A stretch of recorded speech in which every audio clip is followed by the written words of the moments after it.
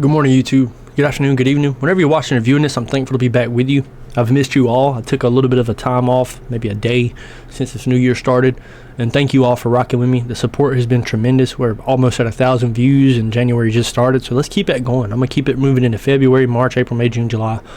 Come across Vivek Ramaswamy, and this page will be covering a lot of his stuff because, one, it resonates with me, and I think it resonates with a lot of the country. And if I can bring any of y'all closer together and uniting, I'm for it. So it's a win-win for me. If you could just bang that subscribe button, like the channel, share the show. Sharing it is the easiest way to help it grow. It is like grassroots advertisement, verbal advertisement. So with that being said, this is Vivek Ramaswamy on abortion, and this is my raw reaction. Let's get it popping. You spoke about a personal experience here in Iowa. You spoke about your wife Apoorva's miscarriage. Does that experience shape how you view abortion policy and whether the law should allow for some abortions when pregnancies aren't viable, like in the case of Kate Cox? So I think that personal experience did shape, my views, and I would say even mine and Apoorva's views, our family's views on abortion. I've been pro-life for a long time. Logic leads me to many of my positions. If brainwaves end, and that's when life ends, I think you can't say that life begins any later than when brainwaves begin. That's 5 or 6 weeks after conception. But here's my view on the abortion issue. I think that the pro-life movement, and I consider myself part of that, hasn't done enough to walk the walk in actually standing for life and pro-life principles. I want to talk about more expansive policies of ease of access to adoption, to child care. And I, for one, I think I'm alone in the GOP on this, but I hope more embrace it. As a man, I will say this. We need to codify sexual responsibility into the law to say that if a woman brings a child to term, she should, at her option, be able to make the man, the principal caretaker, financially responsible for raising that child if it's confirmed by a genetic paternity test. Amen. I think that's how we're able to unite the country at least as best we can on this issue. To say it's not about men's rights or women's rights, it's about human rights. In the case of a pregnant woman who was assaulted when the unborn child died, I haven't met one person, left or right, who says that that criminal doesn't deserve liability for that death. That says we share these pro-life instincts in common, and I want us to do better as Republicans to actually stand for those life principles than we have done to date.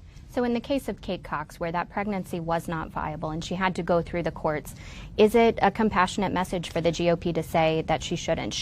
Would you have allowed her to have that abortion? Well, I think, Bran, with due respect, I think that you are overlaying a lot of assumptions to say that's not a viable pregnancy.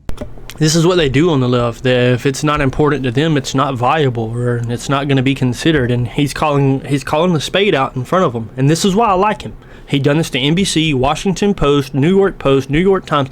He does not care who you are and who lies. The truth waits for nobody. And the truth is going to set this country free. And that's why I'm 110% behind Vivek Ramaswamy. I don't think that that's a correct characterization. The facts are still coming out, and I'm not firsthand in the room with her and her doctor. But I don't think that it is an accepted fact at all that that was not a child who was going to be born. That child absolutely could have been alive if that pregnancy was taken to term. And so I think that a lot of the overlay and the narrative around this has confounded the reality. Testified but that what it I was not stand a viable by, pregnancy. Not a viable pregnancy is viable until what age? After birth. I think these are separate debates and nuances that we deserve to have, rather than just telling the public that that baby would have never made it to term, which, on my understanding of the facts, is actually false. And so we need to get to actual detail rather than just using vague terms like viable when that refers to viable even after birth. What I think we need is sensible policies in this country that implement pro-life views. And the pro-life views that I support are no federal funding for Planned Parenthood. Our taxpayers dollars shouldn't be going to fund Planned Parenthood.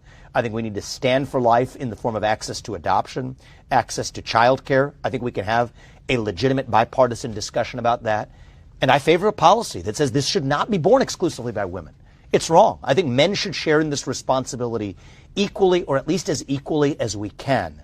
I think the woman, if it's confirmed by a genetic paternity test, should legally be able to make the man the sole responsible party for raising that child, which will force men to take responsibility for their sexual decisions on the front end, not just putting this on women.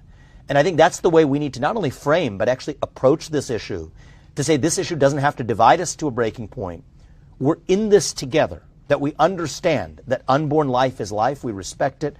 I believe most people actually share those instincts in common if we don't make this a men versus women's issue. And I, for my part, not just as a Republican, but as a man, am willing to go to the fullest extent possible to stand for those pro-life principles. More access to crisis pregnancy care and otherwise that doesn't exist in the country. Let's have that conversation, and I think that's far more productive than trying to have some sort of split the difference compromise about which week is or isn't the one where you actually draw the line. Thanks for watching.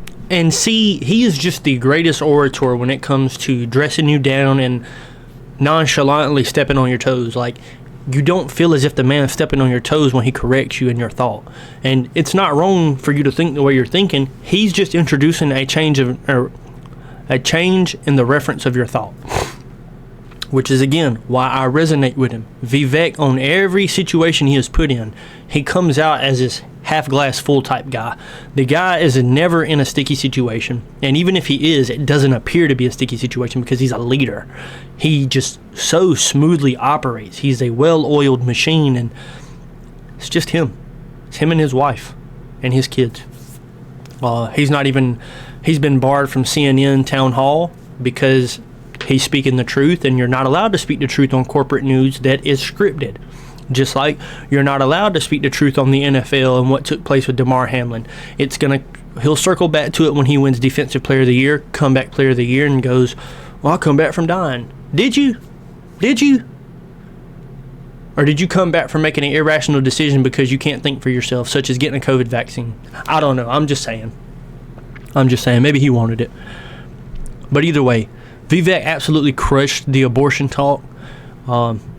Let's go with Plan A instead of Plan B from here on out. And I appreciate everyone who's rocked with me thus far.